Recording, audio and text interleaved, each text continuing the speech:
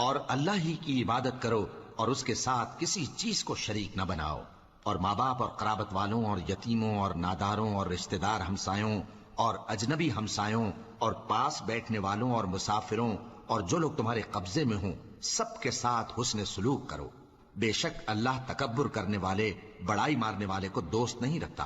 جو خود بھی بخل کریں اور لوگوں کو بھی بخل سکھائیں، اور جو مال اللہ نے ان کو اپنے فضل سے عطا فرمایا ہے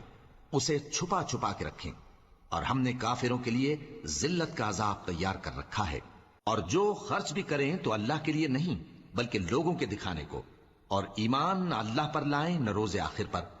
اور جس کا ساتھی شیطان ہوا تو کچھ شک نہیں کہ وہ برا ساتھی ہے۔